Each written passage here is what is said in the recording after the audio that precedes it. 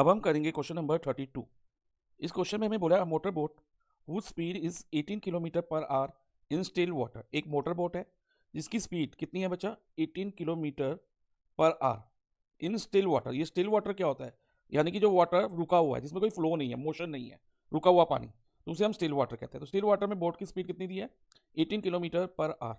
और आगे लिखा है टेक्स 1 आवर मोर। इस मोटर बोट को 1 आवर ज़्यादा लगता है to go 24 kilometre upstream. 24 kilometre जब वो अपस्ट्रीम जाती है, यानी कि वो कितना डिस्टेंस कवर कर रही है? 24 किलोमीटर। और अपस्ट्रीम का मतलब to travel against the flow of water. Flow of water की अपोजिट डायरेक्शन में, जिस डायरेक्शन में वाटर फ्लो कर रहा है ना, उसकी अपोजिट डायरेक्शन में बोट जा रही है, तो हम कहेंगे कि बोट इज गोइंग अपस्ट्रीम। तो उस केस में बोट जो है अपस्ट्रीम मानी जाएगी। वो मैं भी बताऊंगा कि कैसे हमने स्पीड ऑफ बोट अपस्ट्रीम या डाउनस्ट्रीम एज्यूम करनी है। अभी हम आगे करेंगे, लेकिन पहले हम क्वेश्चन को अच्छे से रीड कर लेते हैं, क्वेश्चन समझ लेते हैं। तो 1 आवर 24 किलोमीटर अपस्ट्रीम में टाइम ज़्यादा लग रहा है। किससे ज़्यादा लग रहा है? Than to return downstream.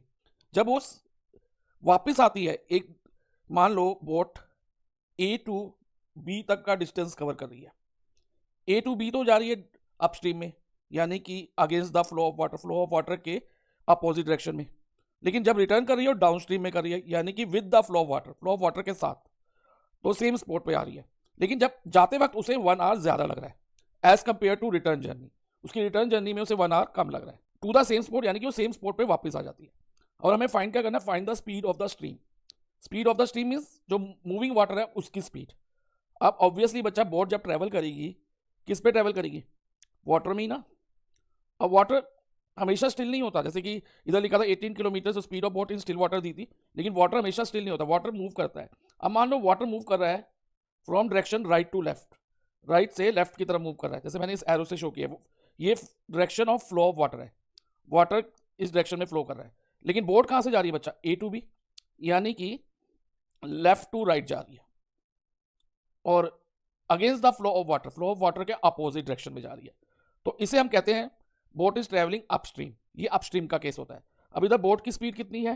Question में हमें दिया है 18 किलोमीटर पर आवर, और हमें फाइंड क्या करना था? Speed of stream. उसे हम मान लेते हैं x kilometre per our. Speed of stream means water की स्पीड, जिस स्पीड पे वाटर फ्लो कर रहा है। तो water x kilometre per our की स्पीड पे फ्लो कर रहा है, हमने एज्यूम कर लिया बच्चा इधर। अब जब बोट अपोजिट डायरेक्शन में जाएगी, वाटर के अपोजिट डायरेक्शन में, जिस डायरेक्शन में वाटर फ्लो कर रहा है उसकी अपोजिट डायरेक्शन में जाएगी, तो बोट की स्पीड कम होगी या ज़्यादा होगी बच्चा? सोच के बताओ। कम होगी। क्यों कम होगी?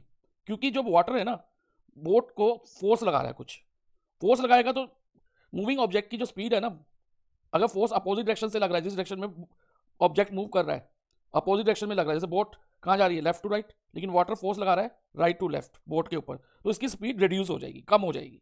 कितनी कम होगी? जितनी वाटर की स्पीड है। अब वाटर की स्पीड, अब इधर तो हमने x kilometre per our assume करी है। मान लो, इसका क्वेश्चन में ये नहीं दिया, मैं अपने से बता रहा हूँ कि वाटर की स्पीड 3 किलोमीटर पर आवर है, तो बोट की स्पीड अपस्ट्रीम के केस में 3 किलोमीटर कम हो जाएगी, यानी कि 18 माइनस 3 15 किलोमीटर पर आवर रह जाएगी। लेकिन अभी तो हमने x किलोमीटर एज्यूम करी है, पर आवर एज्यूम करी है, तो अब स्पीड ऑफ बोट क्या होगी बच्चा? 18 minus x kilometre per hour. Okay बच्चा। और एक बात का और ध्यान रखना है बच्चा, जब हम अजम्पशन करेंगे ना स्पीड ऑफ बोट अपस्ट्रीम में, उसमें ध्यान रखना सब्ट्रैक्ट करते वक्त जो बोट की स्पीड है या कोई भी व्हीकल हो, ठीक है, बोट हो, शिप हो, उसकी स्पीड पहले लिखना, और जो वाटर की स्पीड है, speed of stream, stream means moving water, उसकी स्पीड सेकंड नंबर पे लिखना माइनस करते वक्त। ये वो ध्यान रखना है। अगर आपने स्पीड ऑफ स्ट्रीम पहले लिख दी और स्पीड ऑफ बोट बाद में लिख दी, यानी कि x माइनस 18 कर दिया, तो आंसर गलत आएगा। ये तो होगी अपस्ट्रीम की बात। और अब आगे देखते हैं। अब एक बार हम दोबारा इस डायग्राम को बनाते हैं, ए टू बी। अब इसमें हम बोट की रिटर्न जर्नी शो करेंगे। अब वाटर तो सेम डायरेक्शन में फ्लो कर रहा है, from right to left, right से लेफ्ट की तरफ मूव कर रहा है, लेकिन बोट की डायरेक्शन बदल गई। बोट अब वापस आ रही है, रिटर्न कर रही है, रिटर्न कर रही है ए पॉइंट की तरफ। अब बोट की डायरेक्शन किस तरफ हो गई? जिस डायरेक्शन में वाटर फ्लो कर रहा है उसी डायरेक्शन में बोट फ्लो करेगी या ट्रैवल करेगी, ठीक है। तो जब सेम डायरेक्शन पे बोट मूव करेगी एज ऑफ वाटर, वाटर की सेम डायरेक्शन में मूव करेगी, तो उस केस को हम डाउन स्ट्रीम कहते हैं। क्या कहते हैं बच्चा? Down stream. अब डाउन स्ट्रीम में स्पीड जो है ना बोट की इंक्रीज हो जाए। अब स्पीड ऑफ बोट क्या थी बच्चा? Actual speed of boat 18 kilometre per our, और स्पीड ऑफ स्ट्रीम जिस स्पीड पे वाटर फ्लो कर रहा था, अभी हमने अज्यूम करी थी, कितनी अज्यूम करी थी बच्चा? x kilometre per hour. Okay. अब मैंने कहा कि बोट की स्पीड इंक्रीज हो जाएगी, कितनी इंक्रीज हो जाएगी? जितनी वाटर की स्पीड है। किस केस में? डाउनस्ट्रीम के केस में। तो हम क्या करेंगे, जो बोट की स्पीड है पहले वो लिख देंगे 18, और इंक्रीज कितनी हुई? जो वाटर की स्पीड है। डाउनस्ट्रीम के केस में इंक्रीज होगी, लेकिन अपस्ट्रीम के केस में डिक्रीज होगी। तो इसलिए हम अपस्ट्रीम के केस में हमने 18 माइनस एक्स करेंगे, और डाउनस्ट्रीम के केस में 18 प्लस एक्स करेंगे। अब बच्चा हम क्या करेंगे, दोनों केसेस में टाइम निकालेंगे, time taken upstream and time taken downstream. अब टाइम का फॉर्मूला क्या होता है बच्चा? Distance upon speed. A to B का डिस्टेंस 24 किलोमीटर है, चाहे वो ए टू बी जा रही है बोट, चाहे बी टू ए रिटर्न कर रही है। दोनों केसेस में अपस्ट्रीम हो चाहे डाउनस्ट्रीम हो तो डिस्टेंस सेम रहेगा। तो डिस्टेंस अपॉन स्पीड यानी कि 24 upon speed of boat upstream क्या आती है बच्चा? 18 माइनस एक्स। तो 24 upon 18 minus x kilometre per hour. Okay. और time taken downstream 24 upon speed कितनी है डाउनस्ट्रीम में? 18 प्लस एक्स। डिस्टेंस 24 किलोमीटर ही रहेगा, और तो टाइम टेकन हो जाएगा 24 upon 18 plus x kilometre per hour. अब ध्यान दो बच्चा, क्वेश्चन में क्या लिखा था? बोट को 1 आवर मोर लगता है अपस्ट्रीम जाने में। मान लो कि बोट को 8 घंटे लगते हैं अपस्ट्रीम जाने में, और डाउनस्ट्रीम में रिटर्न करने में 7 आवर्स लग रहे हैं। तो 1 आवर अपस्ट्रीम में ज्यादा लग रहा है। तो जो ये 1 आवर है वो क्या है बच्चा? टाइम डिफरेंस है अपस्ट्रीम का और डाउनस्ट्रीम का। डिफरेंस का मतलब दोनों टाइम को हम माइनस करेंगे। 8 माइनस 7 क्या होगा बच्चा? 1 होगा।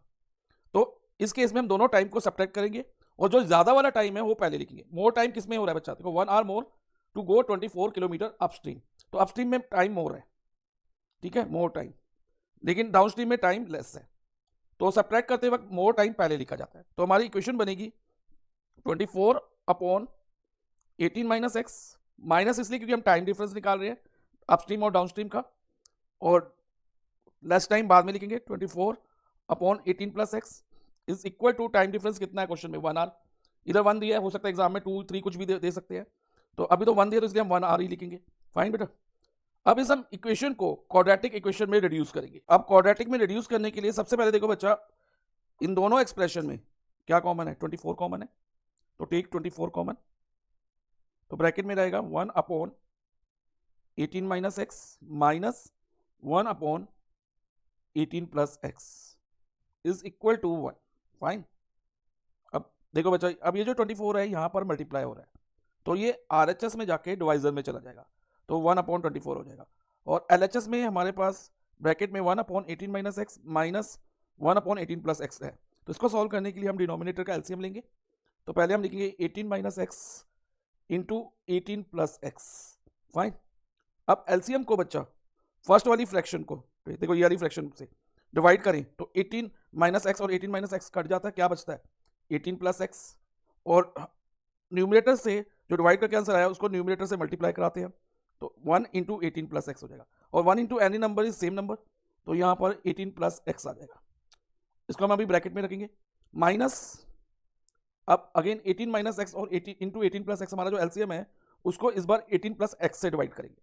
तो इससे क्या होगा, जो एलसीएम में 18 प्लस एक्स है और जो ये 18 प्लस एक्स है कट हो जाएगा, हमारे पास क्या बचेगा? 18 माइनस एक्स, और जो न्यूमरेटर में 1 है उससे 1 इंटू 18 माइनस एक्स कर देंगे। ओके, तो 1 इंटू 18 माइनस एक्स क्या होगा? 18 माइनस एक्स ही रहेगा, कि 1 into any number is same number, तो 1 इंटू 18 माइनस एक्स हो जाएगा इधर। अब नेक्स्ट स्टेप में क्या होगा बच्चा? ब्रैकेट ओपन होगी, 18 प्लस एक्स माइनस 18 और माइनस माइनस प्लस एक्स, और डिनोमिनेटर में बच्चा हमारे पास a minus B into A plus B की फॉर्म है, a minus B into A plus B, और ये किसके इक्वल होगा? A square minus B square के। जब भी a minus B into A plus B हो तो हम A square minus B square करते हैं, तो a plus B into A minus B हो तो भी सेम आइडेंटिटी है बच्चा।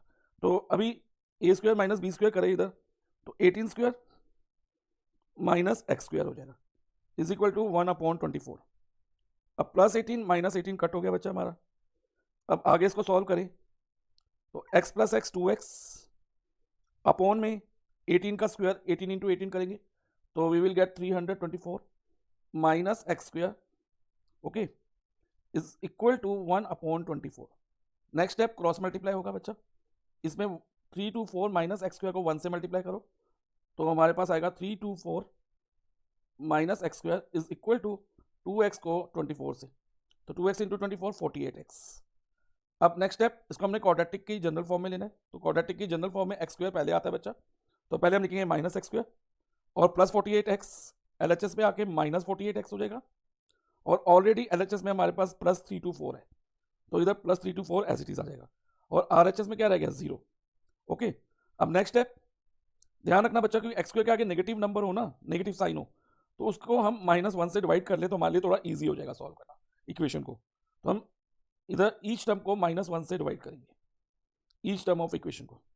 अब देखो बच्चा, ये माइनस माइनस कट गया, तो हमारे पास आया x square minus minus plus 48x और प्लस माइनस -324 और 0 अपॉन एनीथिंग इज 0। तो ये हमारी क्वाड्रेटिक इक्वेशन फॉर्म हो गई। अब इस क्वाड्रेटिक इक्वेशन को हम या तो मिडिल टर्म स्प्लिटिंग से भी सॉल्व कर सकते हैं या क्वाड्रेटिक फॉर्मूला से भी कर सकते हैं। मैं दोनों मेथड से आपको करके दिखा दूंगा, आपको जो इजी लगे आप उससे कर लेना। ओके बच्चा, तो पहले बच्चा मैं मिडिल टर्म स्प्लिटिंग से आपको इसको एक्सप्लेन करूंगा, ध्यान से समझना। मिडिल टर्म स्प्लिटिंग में हम क्या लेते हैं, सम और प्रोडक्ट। सम जो होता है बच्चा एक्स का कोफिशिएंट होता है, तो इस केस में सम हमारा क्या है 48, और प्रोडक्ट क्या होता है बच्चा, जो एक्स स्क्वायर का कोफिशिएंट। अब एक्स स्क्वायर के आगे कुछ नहीं है तो 1 लगा लेंगे, multiply by constant term. Constant term क्या है -324, तो प्रोडक्ट हो जाएगा 1 इंटू -324। ओके, अब हमें दो नंबर ऐसे फाइंड करने हैं जिनको मल्टीप्लाई करके -324 आए और उनका सम क्या है बच्चा 48 आए। ओके, और ध्यान रखना क्योंकि प्रोडक्ट नेगेटिव है, मल्टीप्लाई करके नेगेटिव आ रहे हैं, तो one of the number negative होगा और one of the number positive होगा, तभी हमारा प्रोडक्ट नेगेटिव हो पाएगा। कि प्लस माइनस माइनस तभी बनेगा ना, और क्योंकि सम पॉजिटिव है तो बिगर नंबर को हम पॉजिटिव रखेंगे और स्मॉलर नंबर को हम नेगेटिव रखेंगे। तो अब फैक्टर ढूंढने के लिए हम 3 to 4 को प्राइम फैक्टराइज करेंगे। अब देखो बच्चा 3 to 4 2 से डिविजिबल है, तो यहाँ आ जाएगा 162, अगेन 2 से डिविजिबल है तो 81। अब 81 3 से डिविजिबल है, 81 को 3 से करेंगे 27 आएगा, 27 भी 3 से डिविजिबल है तो 9। अब 9 को 3 से करेंगे 3, और फाइनली 3 को 3 से करेंगे तो 1। अब हम रैंडमली नंबर लेके देखेंगे बच्चा। अब देखो क्योंकि एक नंबर नेगेटिव है एक पॉजिटिव है, तो सम निकलेगा ना वो डिफरेंस से निकलेगा, यानी कि जो 48 आएगा ना दो नंबर का डिफरेंस होगा। ठीक है, तो अगर हम 2 लेते हैं मान लो और बाकी नंबर को मल्टीप्लाई करते हैं तो बाकी नंबर बहुत बड़ा हो जाएगा और इनका डिफरेंस 48 नहीं रहेगा बच्चा। तो हमें कुछ और ट्राई करना चाहिए, जैसे कि हम रैंडमली नंबर लेके देखेंगे। पहले मैं ये 3 नंबर ले लेता हूँ, 2 to the 4, 4 3 the 12, ठीक है 12, और बाकी नंबर कौन से हो गए 3 3 the 9, 9 3 the 27।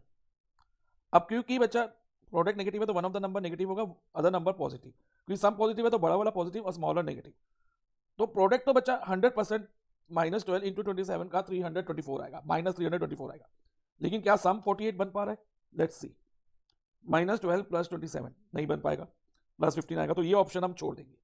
ओके, अब हम ये कर सकते हैं बच्चा कि पहले हम ये 3 ले लें नीचे वाले और उसके साथ एक 2 कंबाइन कर लें। हमें रैंडमली नंबर लेके देखने होंगे, तो फाइनली हमें किसी ना किसी में एक कॉम्बिनेशन रैंडमली करते वक्त मिल जाएगा। कई बार जल्दी मिल जाता है, कई बार टाइम लगता है बच्चा। तो देखो 3 3 9, 9 3 27 और 27 2 54, तो 54 हो जाएगा। ठीक है, देखो 3 3 9, जो नीचे वाले तीनों 3 ले लिए मैंने, ये वाले बच्चा देखो, मैं पॉइंटर पे ध्यान देना, इनका 27 हो गया, 27 2 और सबसे ऊपर वाला 2 ले लिया। ठीक है, तो 54 हो गया एक नंबर। अब बाकी जो नंबर बच गए उनको मल्टीप्लाई कर दो। कौन से दो नंबर बच गए बच्चा जो मैंने अभी सर्कल करे हैं, 2 और 3। 2 3 का क्या होता है बच्चा 6। अब क्योंकि प्रोडक्ट नेगेटिव है तो एक नंबर नेगेटिव, और क्योंकि सम पॉजिटिव है तो बड़ा नंबर पॉजिटिव 54 पॉजिटिव, और 6 को हम नेगेटिव -6 ले लेंगे।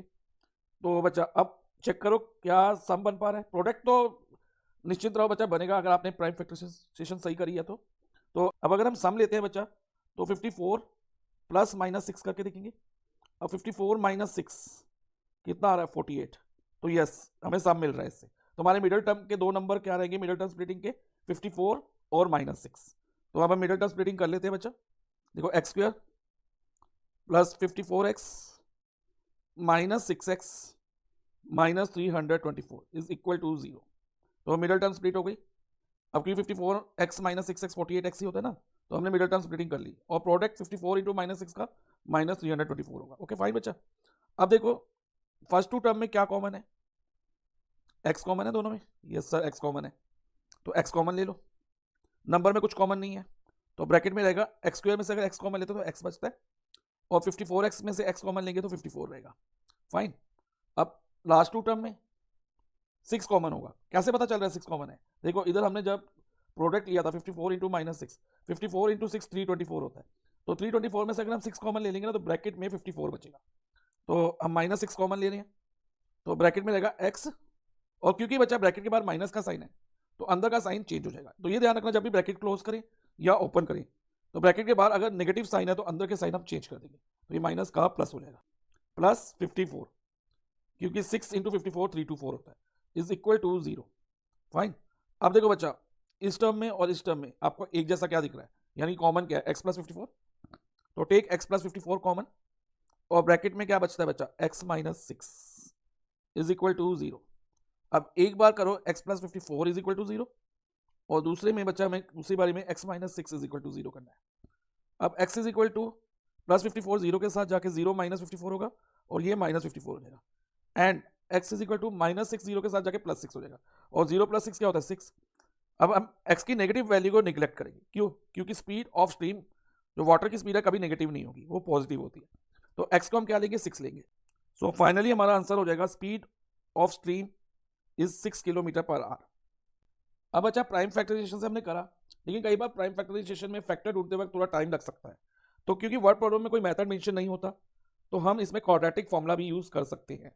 तो अब एक बार मैं आपको इसको क्वाड्रेटिक फॉर्मूला से भी सॉल्व करके दिखाता हूँ। अब बच्चा, अब हम इसे अब क्वाड्रेटिक फॉर्मूला से इस इक्वेशन को सॉल्व करने के लिए सबसे पहले हमें डी निकालना होगा, डी फॉर डिस्क्रिमिनेंट, और डिस्क्रिमिनेंट का फॉर्मूला होता है बी स्क्वायर माइनस 4ac। जिसमें ए बी सी है ना बच्चा, वो हमें कैसे मिलेगा, by comparing general form of quadratic equation with given quadratic equation. जो जनरल फॉर्म है क्वाड्रेटिक इक्वेशन की, उसको गिवन क्वाड्रेटिक इक्वेशन से कंपेयर करके, ओके, हमें ए बी सी की वैल्यू मिलेगी। तो अब कंपेयर करें तो बच्चा, इधर ए की जगह हमें 1 दिख रहा है, यानी कि ए एक्स स्क्वायर का कोफिशिएंट है, तो ए हमारा 1 हो जाएगा, ए इज इक्वल टू 1।